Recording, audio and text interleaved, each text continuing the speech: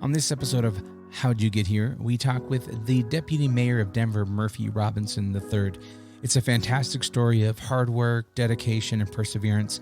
I know you're going to enjoy it. Murphy's a very outgoing and great guy, so here you go.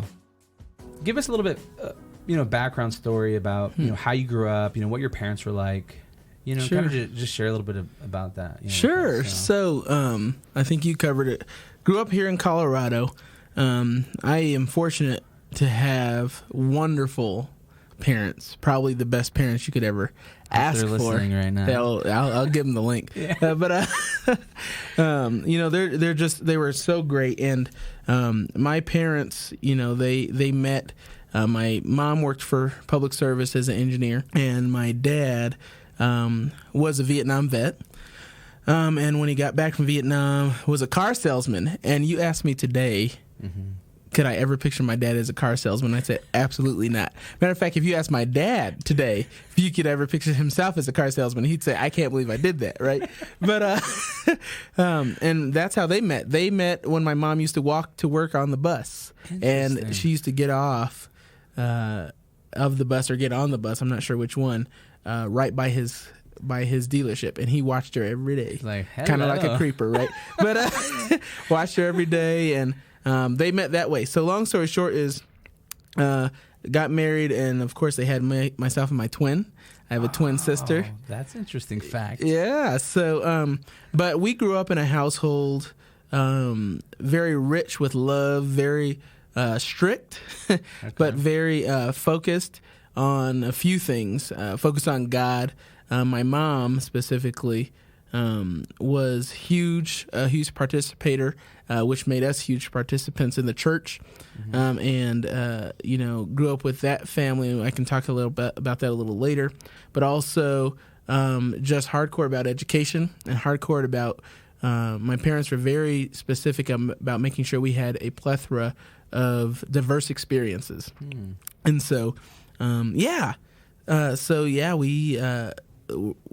played lots of instruments growing up. We traveled a whole lot. Like for vacation and stuff like that? Yeah. So my mom, later on in my life, I'd say middle school and high school, worked for the airlines. Oh, so you got like inexpensive travel. Yeah, we got free travel. And so the perks. We were able to, and we were not a rich family growing up by any means, but we weren't poor, and I never felt like I needed anything. And so my parents took care of us that way. But my mom worked for the airlines, also for public service, and my dad worked for the post office and retired from the post office recently after about 30-some years of service. So that's awesome. And so, so pretty just middle-class family. Middle-class, both normal. Parents worked, and Yep. You guys went to school. Did you have any hobbies or things like that when you were younger? Good question. I played a lot of instruments. I was huge into music. Okay. Drummer for my church. Played the piano. I actually picked up every instrument you can probably think of during middle school and high school years. But so that kind of enveloped. Like you focused a lot on that when you were younger. Just I did. Playing music, being in the church music. And my mom was the director of the church choir. Oh, okay. Matter of fact, so you were on the choir too? I was in the choir. Played music instruments mainly for the worship team and the choir back then. But I mainly we were so involved with that stuff. My mom was the director for the church choir. Okay. We did a lot. I can't even pick up on a hobby that I would have done, but I was involved in airplanes. I loved airplanes. Right. I still love airplanes. Nice. Yeah. Always doing research on that and seeing. But we spent a lot of family time together. Really? Yeah. A lot of family time. Spent a lot of time with my grandparents, my grandma, my aunt, who was a school teacher. She was a retired school teacher. She was kind of the person who helped raise us when we were younger, when our parents were at work. My dad worked his whole career nights, so he slept during the day.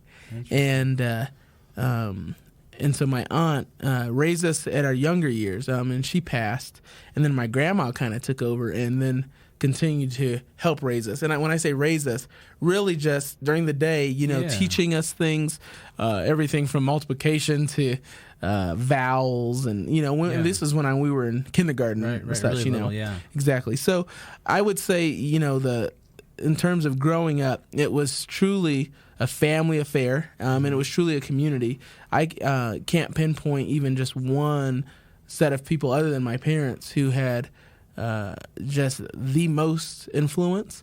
I might say it was a community of influence. Yeah. Everywhere from the church folks who I still love and see as family to my neighbors who my parents are actually going on trips with even today. Oh, wow. And kind of just shows you the culture we grew up in, and just a big happy family. Yeah. So what were you like? Were you kind of nerdy, or were you like cool, or? Well, depends on what time in my life you're talking about. It was so funny because I look at pictures of myself back then. Middle school, I was a kid with high waters that you would never guess was trying to be cool.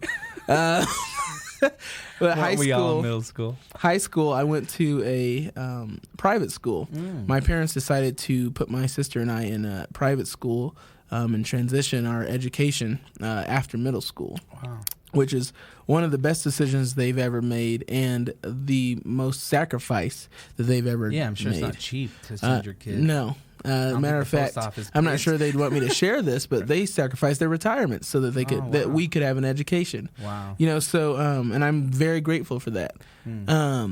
But yeah, it was an experience, and I tried to keep my culture a little bit, and the culture that I knew as a black man.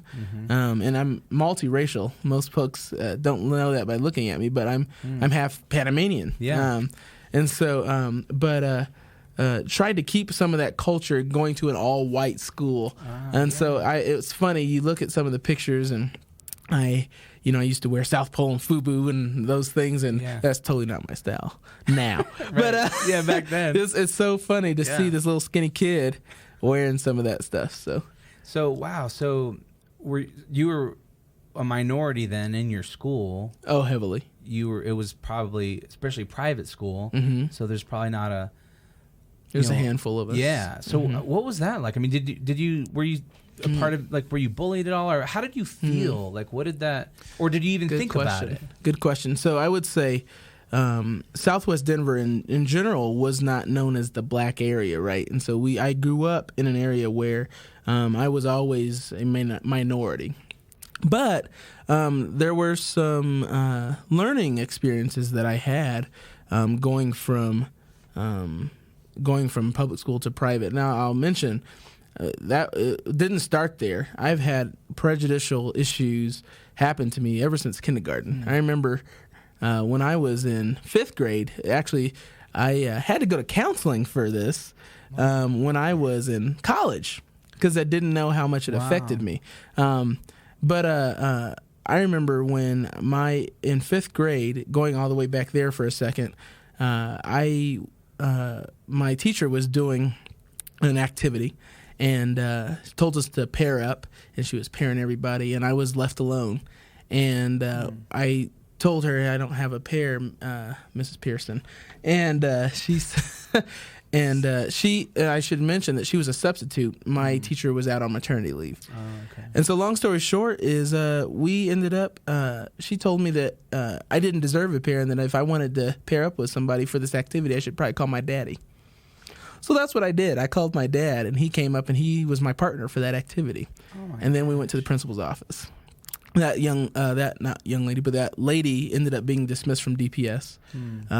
But I didn't realize she had told all the kids in my class that they didn't need to play with me because I'm black.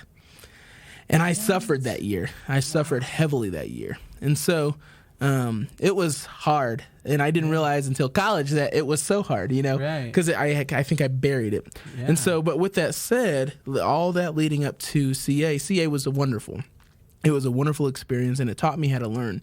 But my first day in CA, the famous story is new school, new environment, atmosphere. First day, I had a young kid, because it's a K through 12 school, not knowing what she was saying. I think she was probably in 4th grade, something like that. came up to me and said, "My mommy told me not to play with your kind." What?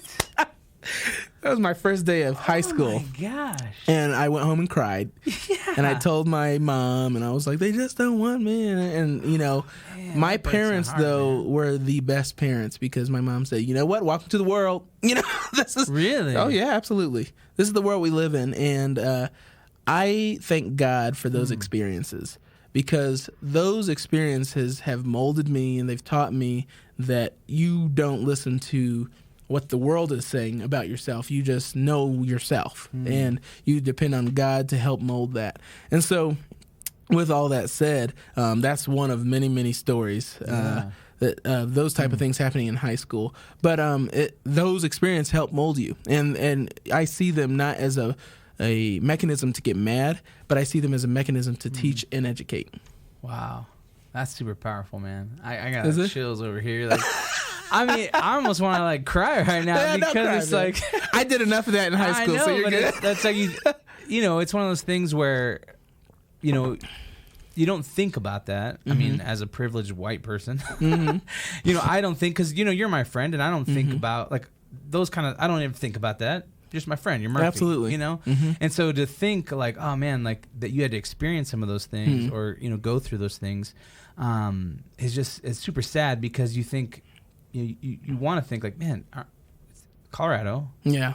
It's you know the 90s or 2000s and like aren't we better than this, you know? Yeah, you know, absolutely. and so it's like it's really foreign and but what I think is really powerful and amazing is that you never let those things define who you were, That's right. and that you despite the repression or despite you know those roadblocks that you just continued to be the best person that you could be and then not use those as an excuse or a crutch to hold you back or you know That's the key. If you let it get to you so much that you let it define you or you let it decide how you're going to react, then it's got you. yeah There's never a word or a phrase that someone can say to me that's going to guide my reaction.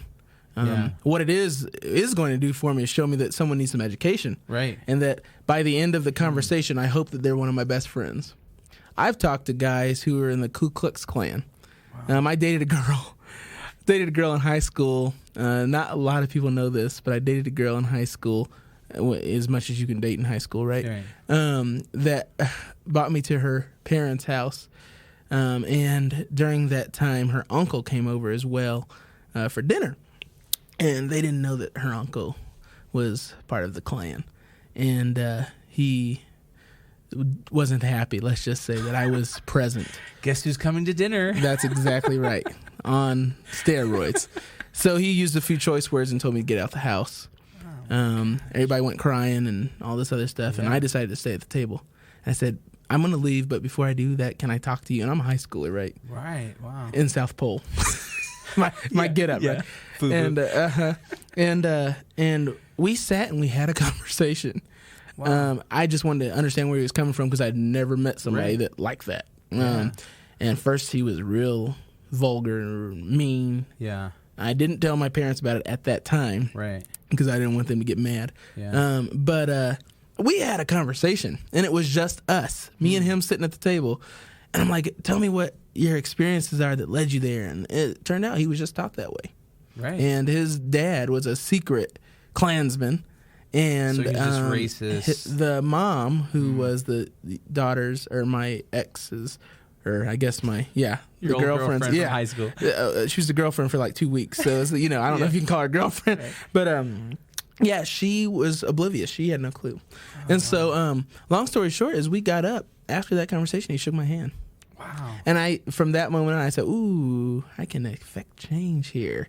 And I think that helps me solidify that it's not just, people aren't just rude or mean or belittling just to be that way. It's Right. either taught or there's a traumatic experience that's happened, right? Right. And a lot of times it's taught or it's ignorance. Yeah. They're ignorant to what's actually going on. So if we can, as people, get past those biases, then we can really get down to the heart of what's actually going on and then just move past it, move on. Yeah. Dude, this is so good. Yeah. I didn't even know we were gonna go here in this conversation. I didn't either. Yeah, not I'm one bit. like, Yeah, man. dude, this is so good. Oh Awesome. man. Okay, so you're in high school. Mm-hmm. You're overcoming, some challenges, socially, all these kind of things. Mm-hmm. You start thinking about what I want to do with my life. Yeah. Yeah. So at this point, what are you thinking as far as college goes and things like that? In high school. So junior, senior year, I'm guessing you're thinking is, Yeah. so at my alma mater, you really focus in on college. You focus in on what college you're going to go to and what scholarships you're going to get. Mm-hmm. So I wasn't sure, and I knew that somewhere along the line I wanted to be a police officer. But I also knew that I was very good at this music thing. And by that time, I had written my first symphony, and knew that I wanted to stay in music somehow. And so I decided to. So wait, hold on real quick. You said that you wanted to be a police officer? I did. Oh, interesting. So, Yeah. All my life. Okay, so that was like one of those like childhood dreams. Childhood dream. That you're like, I'm going to be a police officer someday. That's exactly right. Oh, interesting. Yeah. Okay. All right. Sorry to interrupt you, but I thought that was. Absolutely. So Okay. from So those are kind of your two paths that you Two kind of decided, paths. like music or law enforcement. music or law enforcement, and or both. Yeah. And so, I was applying to schools. I applied to 14 different schools. And during that time, I met someone who ended up being a huge mentor to me, who knew about a school named Xavier University, and it happened to be one of the top schools on my list. And so long story short is I went out to visit Xavier. I had an aunt out there who happens to be the first black woman rabbi in the world. And she was in rabbinical school out in Cincinnati at that time. So we went to visit her and look at Xavier. Love Xavier.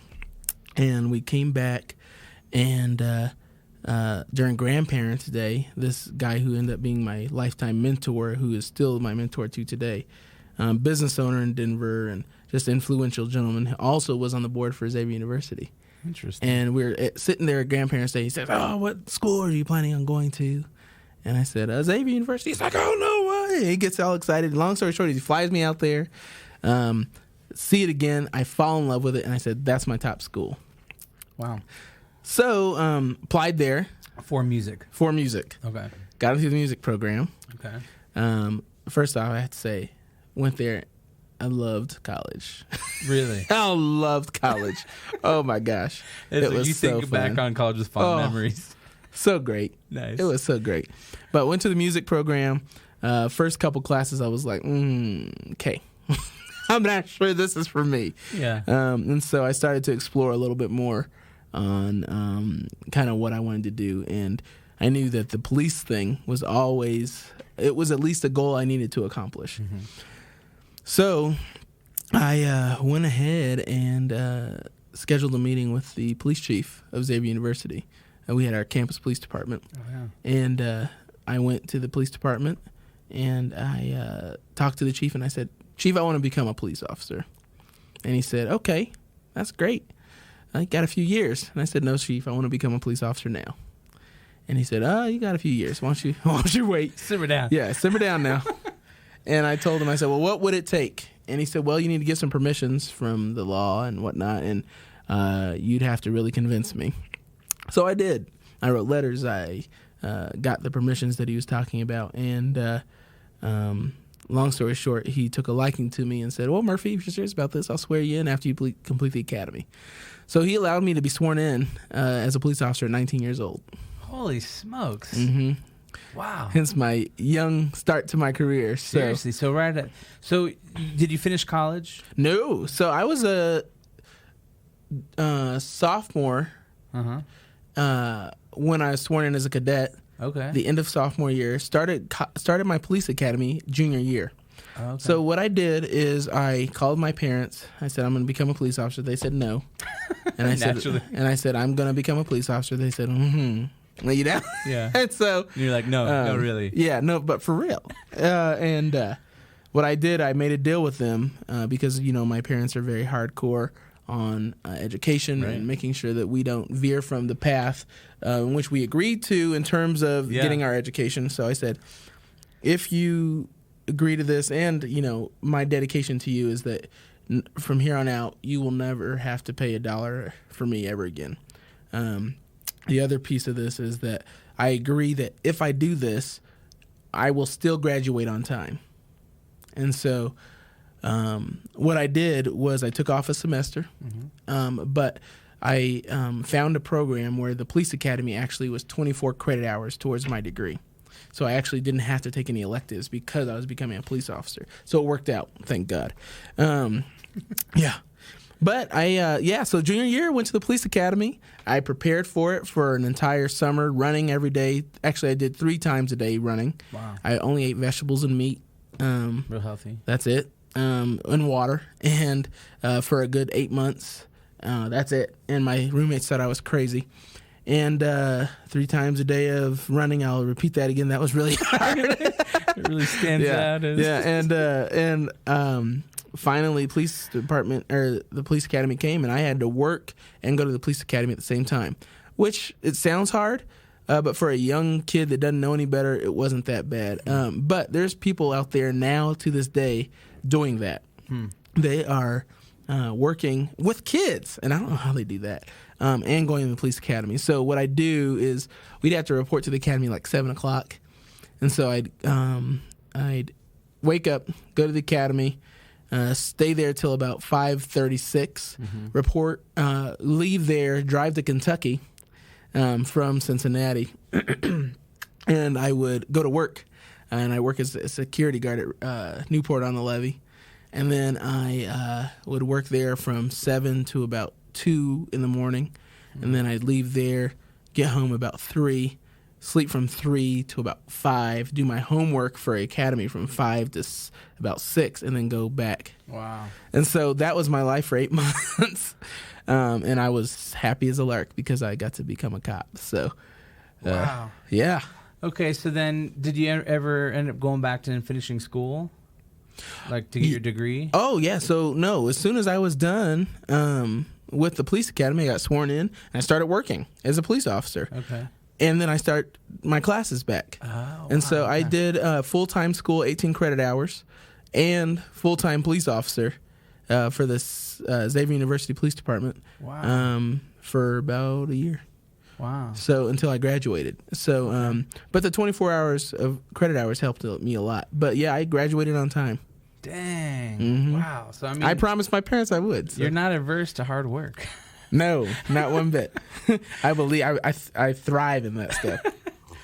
All right, so then you kind of have your career laid out as far as, after school, once you graduate. What was your degree in? Criminal justice. Oh, okay. And a little bit of public relations too. Okay.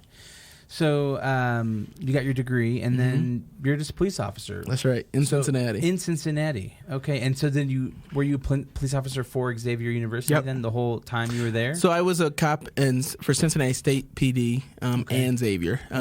Part-time for Cincinnati State right out the bat, and then I transitioned to be full-time with Xavier PD, and that's what, Interesting. Yep. Okay. So now you're there. Mm-hmm. You're doing that thing. Loving it, living your dream. Until as a I police didn't. Officer. And then, talk to your transition, because after you were a police officer, you slowly started getting into, public service and through like city governments and stuff. Yeah. Right? So we can talk. That's a long ways from where we're at, actually. Yeah. Okay. So.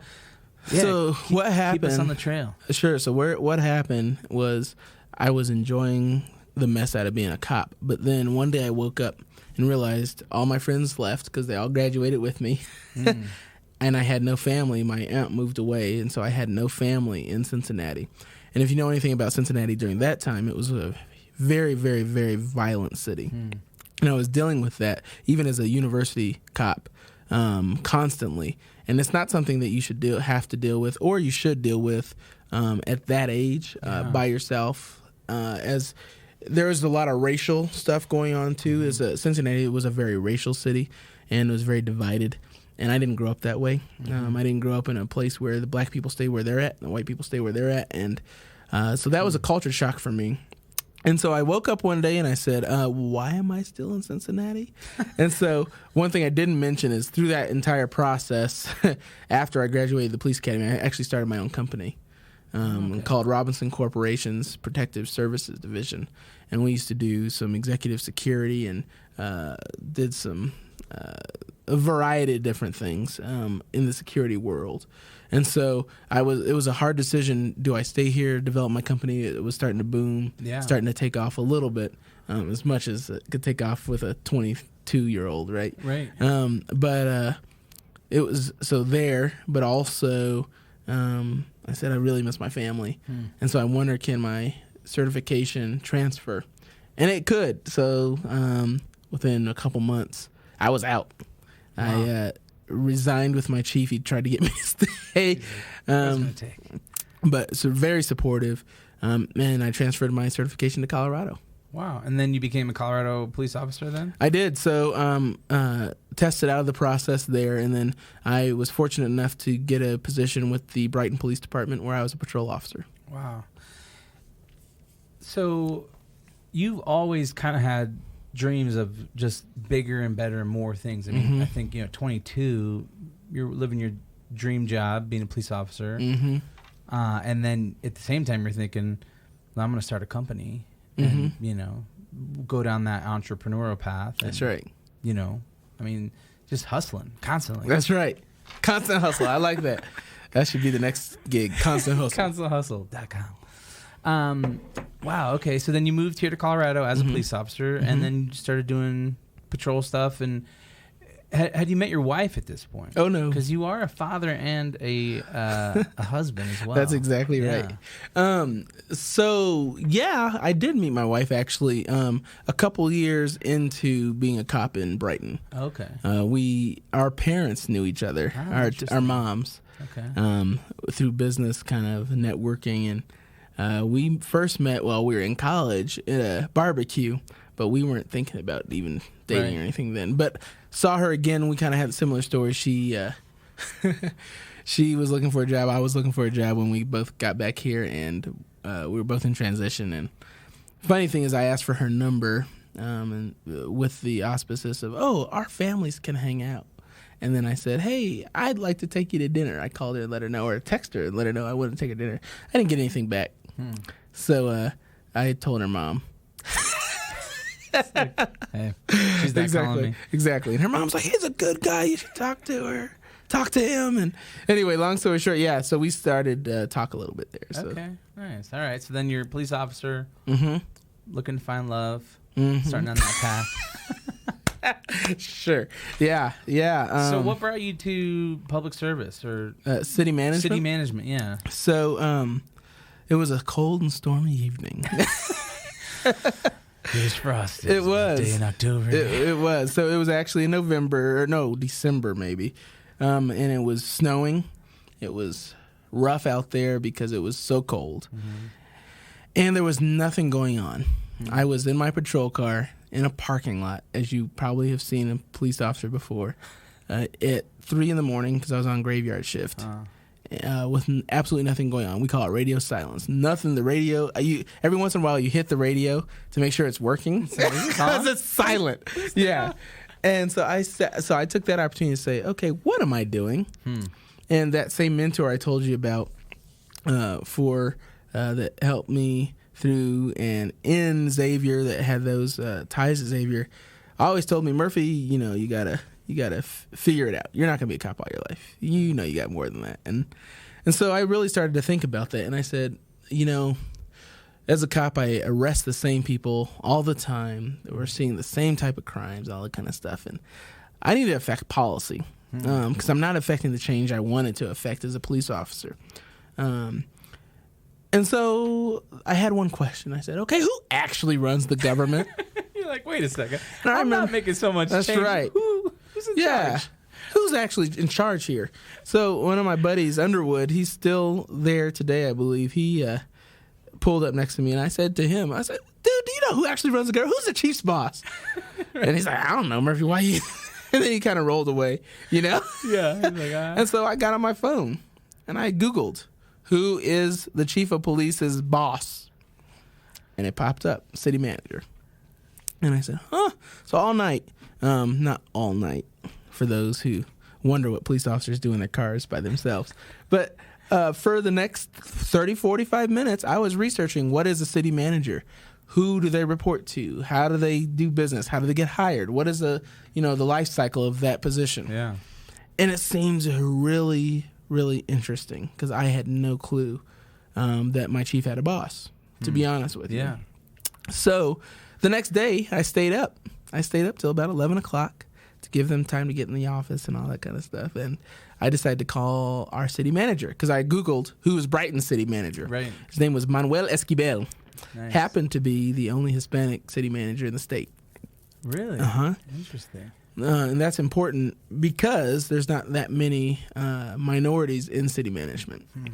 And so, especially in Colorado. So with that said, I went ahead and I called his office. And I said, "Hi, Mr. Esquivel. This is Murphy Robinson." I left a message. "This is Murphy Robinson. I'm a police officer in your city, and I would like to meet with you." Just like that. That's it. And so I see a running theme here. Yeah. You're like, I want to be a police officer. Hey, who's I want that job. That's exactly right. You're like going out and getting it. That's exactly right. So, but it didn't happen that in osmosis like that though, because I then got called into my chief's office that very next day. And the chief said, "Why did you call the city manager?" He thought like And I you said, were gonna... I said, "Well, sir, it's not to talk about anything about the police department." He said, "Well, I don't understand. Why'd you call my boss?" And I said, "Well, Clint Blackhurst was the chief at the time." He said, I said, "Chief, no disrespect." I said, "But I'm not going to be a cop all my life." And I was looking into what it took to become a city manager. And I'd like to talk to him about that and his journey. And he said, "Oh, okay, cool. Go ahead. Yeah. I'll tell him that it's good to go." And so he did. So the next couple of weeks, I had a meeting with him and got introduced. Wow. And that is a long story. Yeah. But yeah, he was a good guy. He gave me an opportunity. What he did was we met once a month for about a year. And every time he would give me an assignment. He would say, "Murphy, I need you to read a book this time and let me know what you think." So I'd read the book and I'd write a book report and I'd give it to him. Really? Mm-hmm. And is everything good? So then he let's say read these ethics laws or whatever it is. Yeah. And so he did that for a year. Once a month we'd met, and I would always deliver. And then he finally said, "Okay, you seem pretty serious about this, young man." And then we got to know each other. "You seem pretty serious about this, so if you're serious about this, you cannot be a city manager without getting your master's degree." I said, "Oh, cool." So I went and got my master's degree. Within 2 weeks of that conversation, I was enrolled. And I talked to the late and great Dr. Catherine Cheever. And she was telling me that, "Oh, Murphy, well, you only have about a week or so before we close the deadlines and all this." And the timing just happened. God blessed. Yeah. Just happened to line up because I begged her. I said, "Dr. Cheever," I said, "whatever I have to do, I got to get in the program." And she said, "Well, fill out the stuff, and we have your interviews." We did the interviews, and I got in. Wow. And thanks to my wife and my sister and all the folks that pushed me, because there was a time during that process I was like, "I don't know if this is the right time," and they're like, "Oh, you're going to do it," Yeah. So, from there, Mark, it was interesting. So after I got into the program, Manuel was very impressed and surprised. He said that there's a lot of people who say they want to be city managers but don't follow through. And so he said, "If you do this, then I will offer you a paid internship with my office and train you how to be a city manager. But you have to get straight A's and B's in mostly A's. Yeah. Straight A's, mostly A's. A few B's are okay, but I need you to get mostly A's in your program and then show me your transcript and then we can go from there." So I did.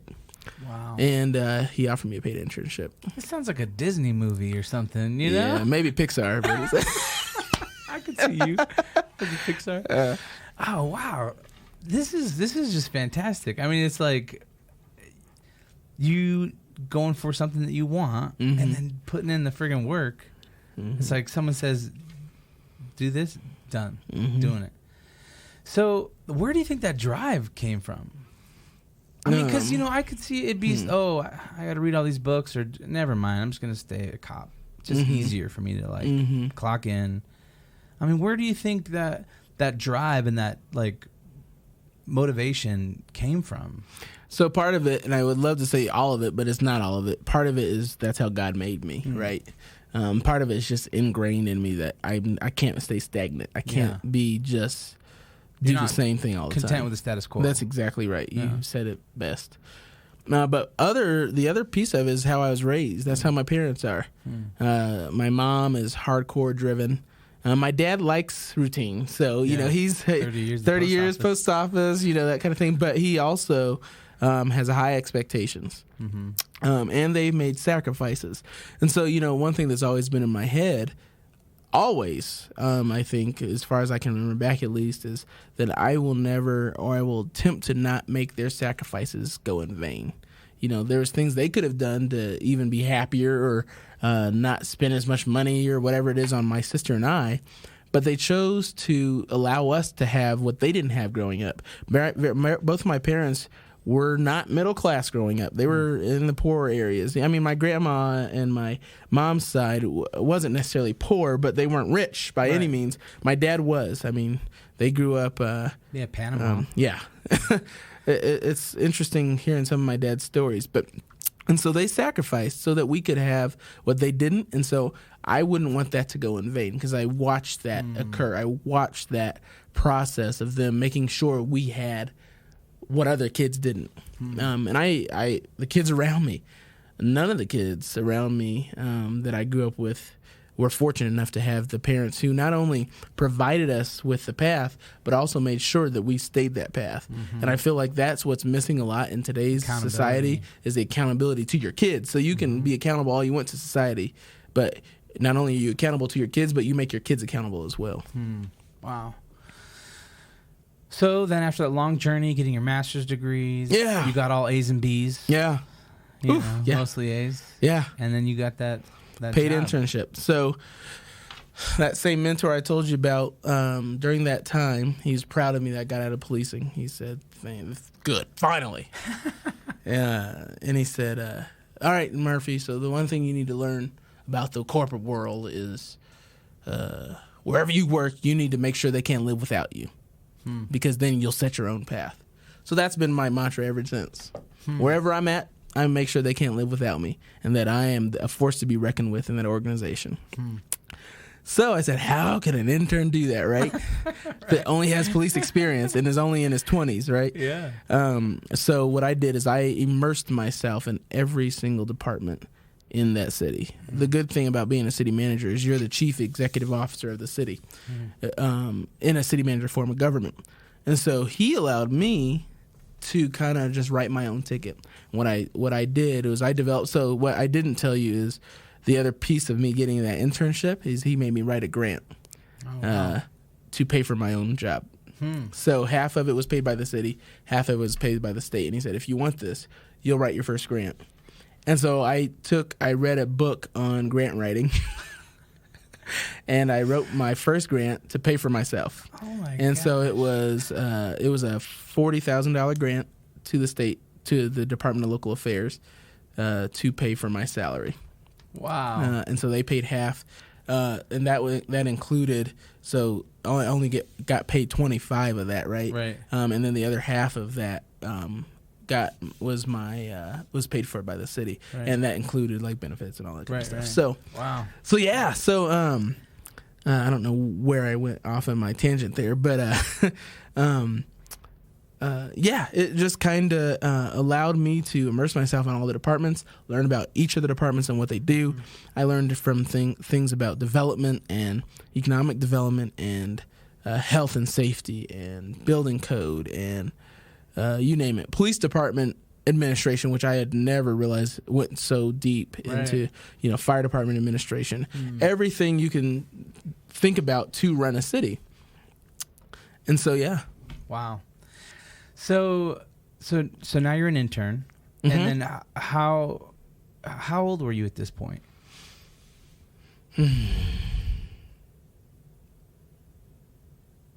26. 26.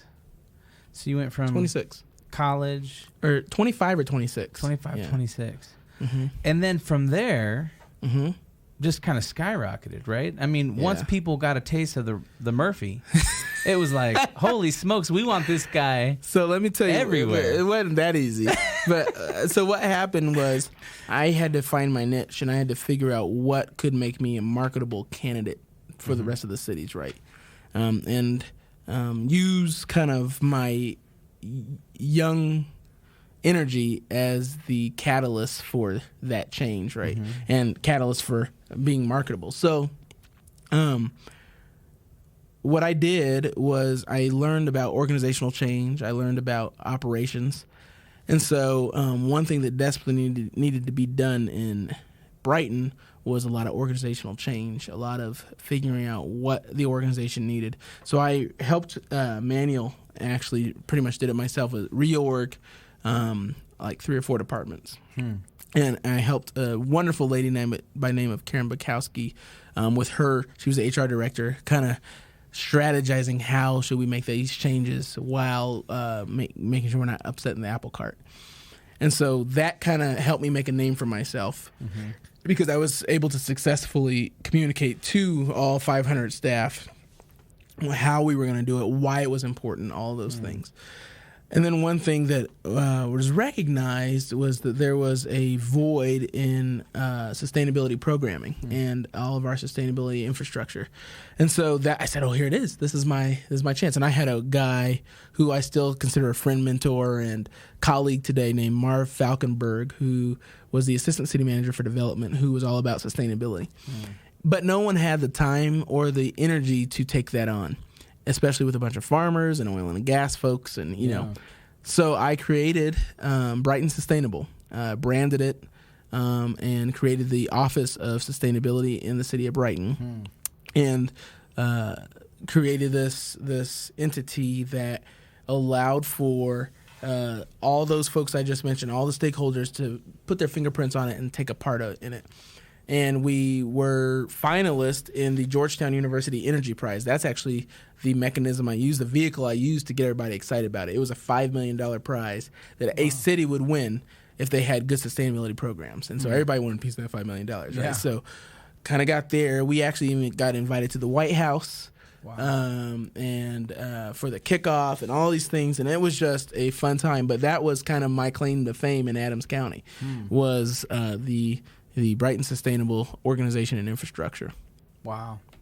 So from Brighton, what was your final title? What was your final title there? So I created that as an intern and was promoted to Assistant City Manager of General Services. Wow. And I had a plethora of different things like facilities and the sustainability programming and executive team and all those things. But that was my title. So I promoted from city manager to assistant city manager, which is not common. Usually it's from intern you go about 7 levels of management, like management analyst 1, 2, and 3, and then assistant 2, and all these things. But I was fortunate enough to kind of jump all those. Wow.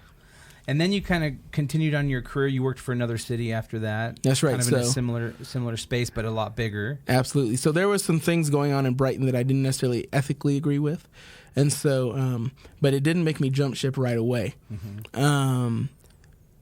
During that time, this is how God works, as the listeners can probably tell, I'm a believer, and so.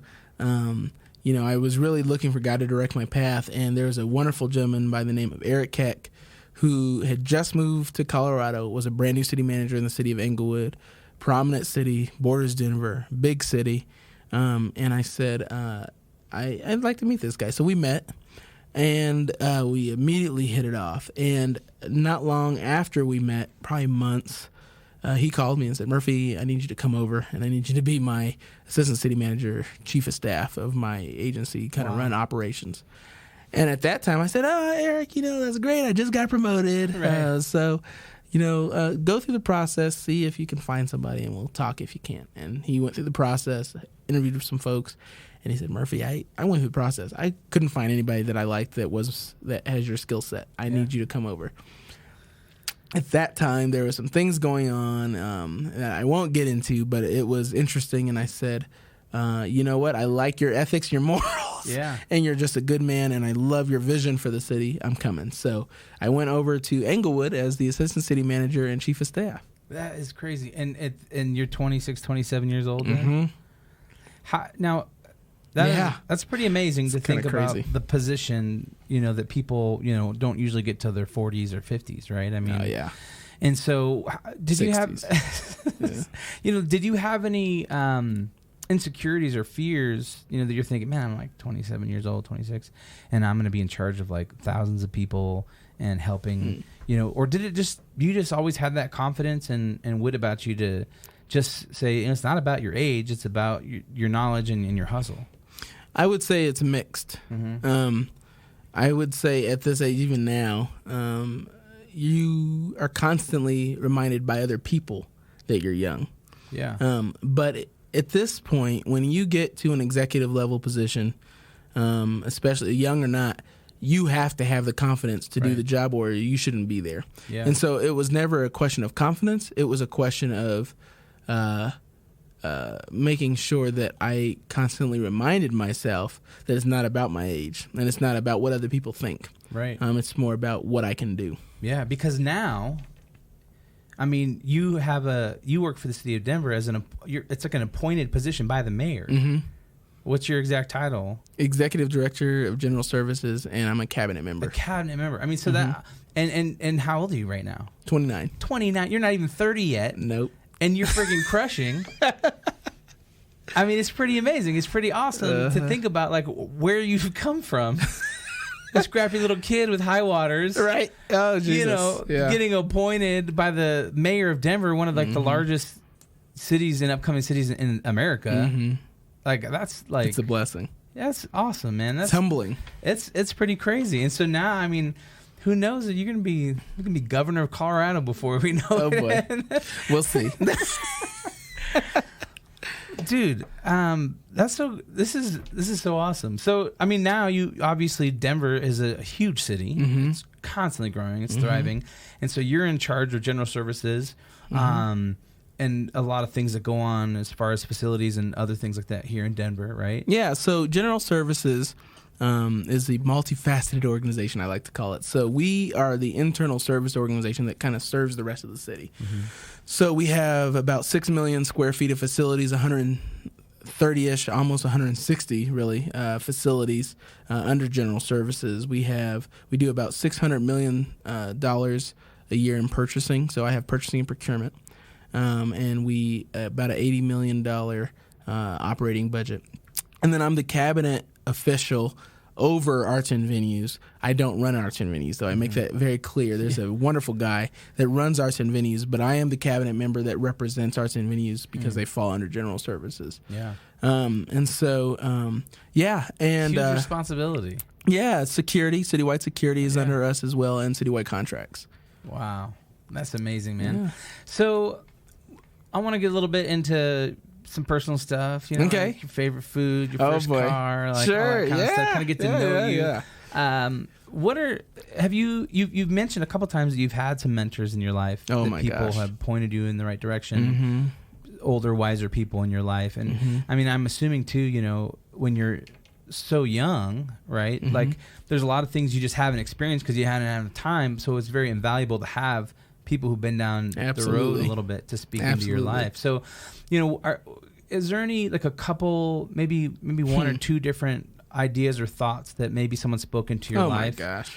I know it's probably hard to pick. Oh, it's not. But what are some of those things that, one of my mentors, Charles P. Gallagher, he's a huge business owner in the city, but he's like my grandfather, one of them, should I say. And he always imparts lots of knowledge to me. I'll tell you kind of the phases, right? One of the sayings that he says, and if I ever write a book, this is going to be in it. But he, when I was stuck as a police officer, and when I say stuck, he told me I was stuck because I didn't make a decision to get out sooner than he liked, right?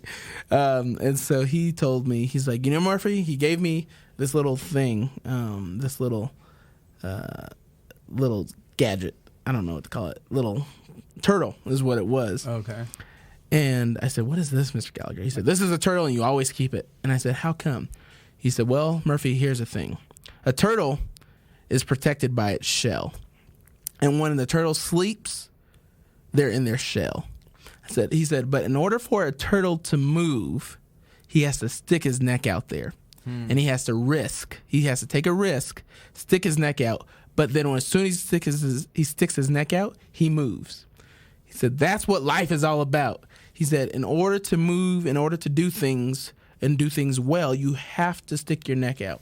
You have to move. He said, so be like a turtle. Get out there, stick your neck out. And he gave me a turtle. To this day, I have it. That's awesome. The other thing he told me, which is people always ask me how I do it, and I never knew how to explain it to them until Mr. Gallagher told me this term. And this was recently through one of our wonderful conversations. He said, we were talking about management, and we were talking about how at my age or even any manager, when they manage a large organization, that you can't always be in the weeds. And I was talking through that with him and saying, you know, I have all these things happening and blah, blah, but as a chief executive of my agency, I can't be in the weeds as much as I have been. And so he said, Murphy, if you don't learn anything else from me, he said, if you don't know your diamonds, know your jewelers. And that stuck with me. And what that means is we all have diamonds, right? We all have things that we have to get done and the elements of our job that makes us successful.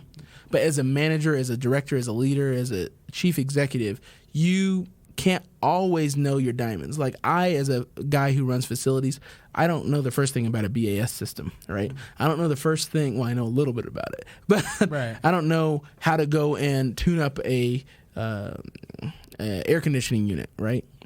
But my jewelers do. And the jewelers are the people who know their craft, who are good at their craft, who know what they're doing and how to manage and how to be successful in what they're doing. And so he said, if you don't know your diamonds, know your jewelers. And so making sure that the management team can reflect your vision, making sure that the management team and the people under you that report to you know what they're doing, know the technical piece, but also it's very important that they're the leaders that can reflect the type of leadership that you want. At least that's what I took out of that. Yeah. He's going to hear this and be like, I meant something completely Exactly. different. I was actually talking about diamonds. I was like, I was really, like, do you have any jewelers? 'Cause I know- Exactly. That's right. That's awesome. All right. Favorite food. What's your favorite food, man? Oh, man.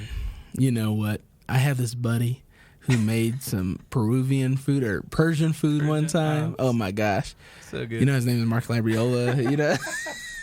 But I love all food. Yeah. I think probably my favorite is sushi, sashimi.